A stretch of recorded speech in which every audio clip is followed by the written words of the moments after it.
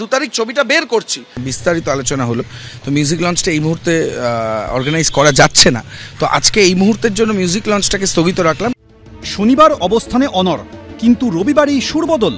বুধবার যে শর্ট ফিল্মের মুক্তি পাওয়ার কথা, রবিবার তার মিউজিক লঞ্চ স্থগিত রাখা হলো।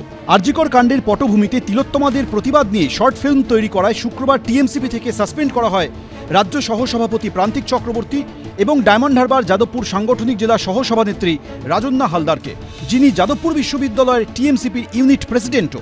এরপরই তুঙ্গে ওঠে চাপানুতর। এই সাসপেনশনের আগেই কুণাল ঘোষ ফেসবুকে লেখেন, আরজিকর প্রসঙ্গ উল্লেখ করে একটি শর্ট ফিল্মের খবর এসেছে, এর সঙ্গে তৃণমূলের কোনো সম্পর্ক নেই। আমরা তিলোত্তমার ঘটনার ন্যায় বিচার চাই। এই স্পর্শকাতর বিষয়কে প্রচারে ব্যবহার করার চেষ্টার আমরা বিরোধী। এরপর কুণাল ঘোষের পুজোর গানের ভিডিও অ্যালবাম রিলিজের প্রসঙ্গ টেনে খোঁচা দিতে ছাড়েননি প্রান্তিক রাজন্যারা।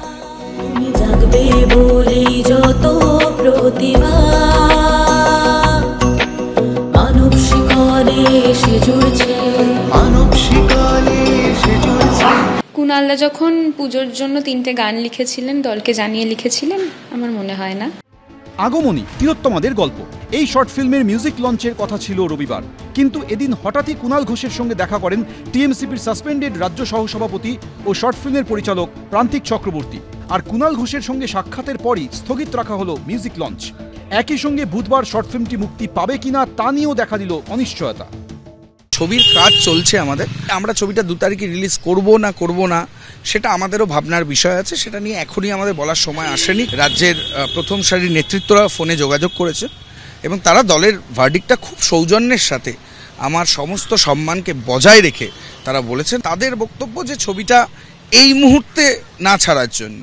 এই মুহূর্তে ওদের আমি চিনি, ওরা জুনিয়র, কম বয়স, আমি ওদের চিনি, ওরা ছাত্র রাজনীতি করে।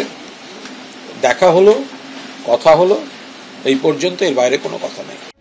আদৌ কি বুধবার রিলিজ হবে রাজন্যা প্রান্তিকদের শর্ট ফিল্ম? পার্থপ্রতিম ঘোষ, অনির্বাণ বিশ্বাস, এবিপি আনন্দ।